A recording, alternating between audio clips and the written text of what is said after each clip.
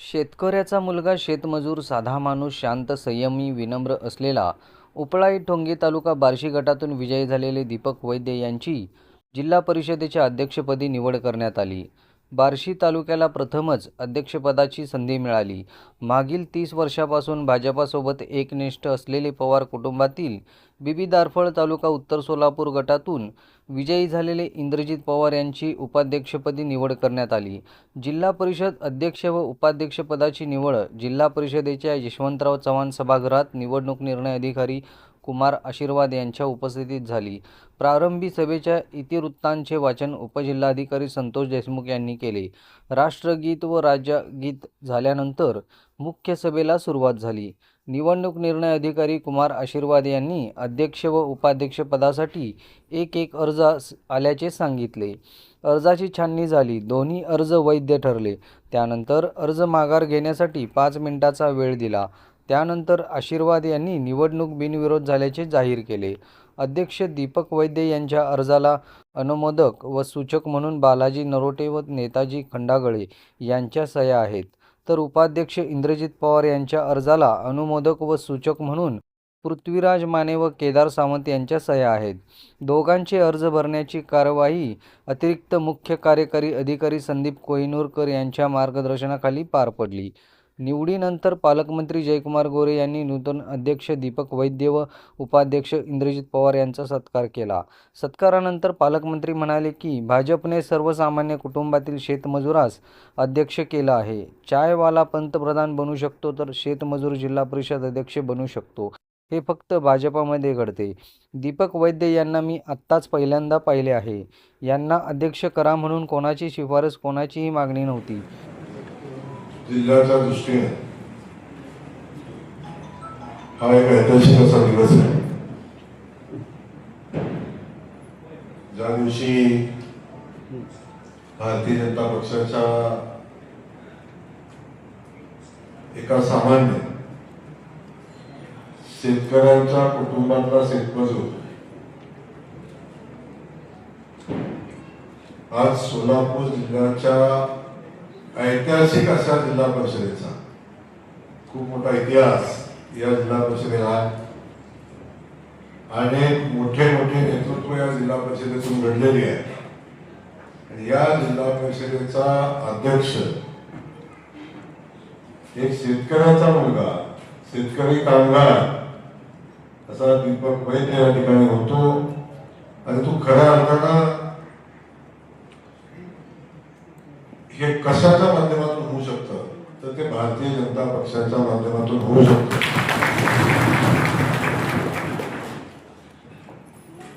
हे आज आपण पाहताय, म्हणून आजचा दिवस ऐतिहासिक असा दिवस आहे।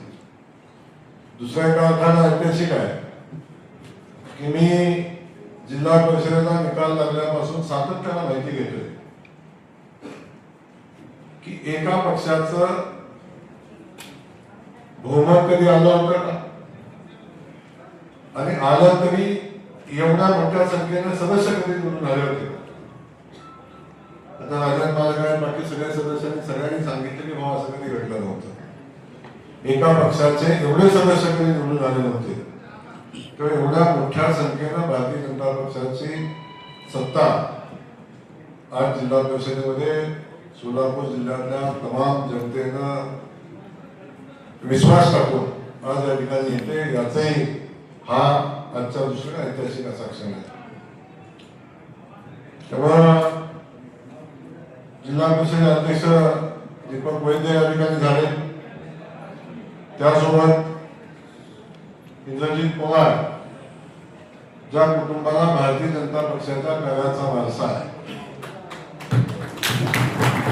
अशा कुटुंबातला भारतीय जनता पक्षाचा हाडामासाचा कार्यकर्ता उपाध्यक्ष म्हणून या ठिकाणी होतोय काम पाहणार।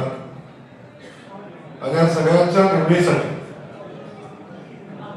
या ठिकाणी उपस्थित असलेले सोलापूर जिल्ह्याचे नेते आणि खऱ्या अर्थानं ज्यांचं अभिनंदन केलं पाहिजे, एक दुसरा माझा लढवया सहकारी ज्यांनी बार्शीमध्ये इतिहास घडवला,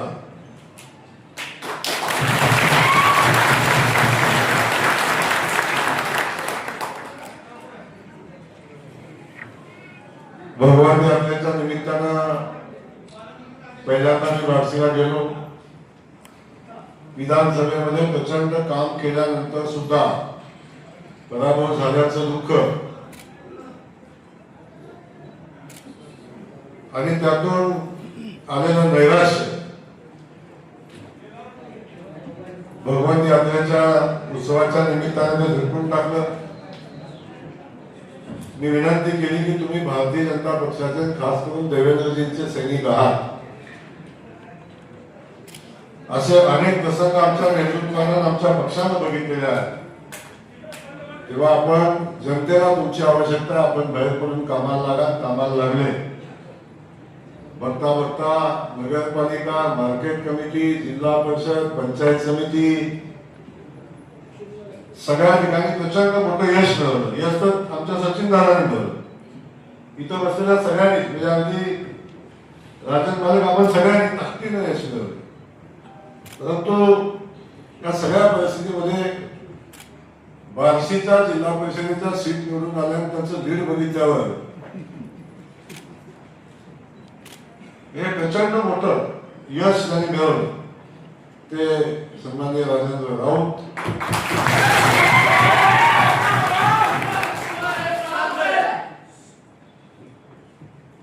आणि एवढं सगळं झाल्यावर सुद्धा पदाधिकाऱ्यांच्या निवडी असतील, पक्षाचा विषय असेल, कधीही कुठल्याही गोष्टीचा आग्रह नाही, हट्ट नाही, विषय नाही. पक्ष जे करेल ते तुम्ही म्हणाल ते, अशा पद्धतीची भूमिका इथं स्टेजवर बसल्या सगळ्या आमच्या नेतृत्वानं घेतली. सगळ्या नेतृत्वानं आदरणीय इथं असलेले सगळे नेते सगळ्यांनी माननीय देवेंद्रजींच्यावर विश्वास ठेवला. जे आमचे देवेंद्र फडणवीस साहेब सांगतील, जे आमचा भारतीय जनता पक्षाचे अध्यक्ष रवींद्र चव्हाण साहेब सांगतील, तो आमचा निर्णय, अशा पद्धतीची भूमिका घेतली.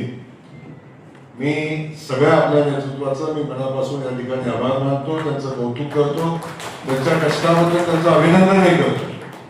कारण आपण किती म्हटला की पालकमंत्र्यांनी हे केलं, पालकमंत्र्यांनी ते केलं, शेवटी हे काय, शेती चांगली असल्याशिवाय किती खत घातलं तरी उपयोग होत नाही.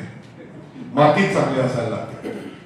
त्यामुळं आपण सगळ्यांनी खूप ताकदीनं प्रयत्न केले. मी माझं काम केलं. मला जी जबाबदारी पक्षाने दिली ती जबाबदारी मी पार पाडली असेल. पण तो आपल्या सगळ्यांच्या प्रयत्नाशिवाय हे घडलं नसतं. खास करून सोलापूर जिल्ह्यातल्या जनतेला मी मनापासून धन्यवाद देणार आहे की ज्यांच्या आशीर्वादाशिवाय हे शक्य नव्हतं.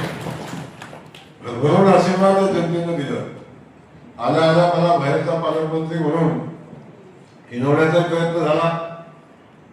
परंतु ज्या लोकांनी मला हिनवलं तीच लोक म्हणायला लागली पालकमंत्र्यांनी एवढं थोडी नाही याचं असते, इथं पालकमंत्र्यांनी असं थोडी न करायचं असते. अशा सगळ्या गोष्टी झाल्या पण भविष्यात. पण सोलापूर जिल्ह्यानं नेता म्हणून मी कधीच नाही, कार्यकर्ता म्हणून मला स्वीकारलं, याचा मला मनापासून आनंद आहे. आणि आज या सोलापूर जिल्ह्याच्या जनतेच्या आशीर्वादाने समोर बसलेले माझे सगळे सहकारी या ठिकाणी निवडून आले. 38 जिल्हा परिषद सदस्य, प्रचंड मोठी संख्या, अपेक्षांचं ओझं खूप मोठं आहे. पण हे आमचे सगळे सैनिक या ठिकाणी निवडून आले. मला खात्री आहे हे उपस्थित असलेले सगळे जिल्हा परिषद सदस्य जो शब्द तुमच्या सगळ्यांच्या वतीनं आम्ही सगळ्या नेतृत्वाने दिलेला आहे की आम्ही तुमची सेवा करू, आम्ही तुमच्यासाठी काम करू, आम्ही आपल्या भागामध्ये काय ज्या अपेक्षा लोकांच्या होत्या त्या पूर्ण करू, अशा पद्धतीची भूमिका मांडून लोकांच्याकडून आशीर्वाद घेतले. आणि मला खात्री आहे की आपण सगळेजण जनतेला दिलेल्या शब्दाशी बांधील राहून आपण सगळेजण खूप ताकदीने काम कराल आणि जनतेच्या अपेक्षा पूर्ण कराल. अनेक लोकांना पडलेला प्रश्न आहे की पालकमंत्री सातत्यानं म्हटला की मी 21 कोटी रुपये देणार, त्याचं काय होणार, हाही प्रश्न अनेक सगळ्या लोकांना आहे. पण मी तुम्हाला पहिल्या दिवशी शब्द दिला आहे, मी दिलेला 21 कोटीचा शब्द मी पडू देणार नाही.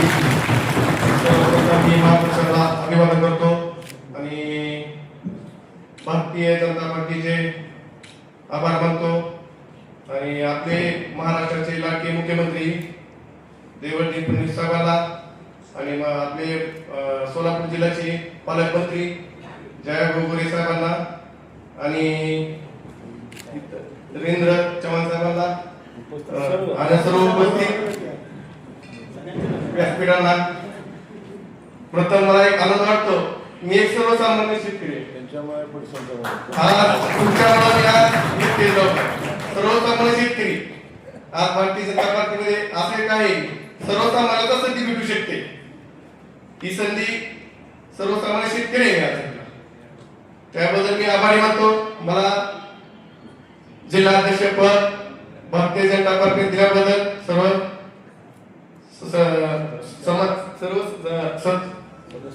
सदस्यांचे आभार मानतो आणि बोलू शकतो. आणि विशेष करून जयाभाऊचा आभार मानतो की आम्हाला जी संधी भारतीय जनता पार्टीने दिली अध्यक्ष उपाध्यक्ष होण्याची, त्याला आपलं नाव कुठंही खराब होईल असं आमच्याकडनं कुठलंही म्हणजे वेगळं काम होणार नाही.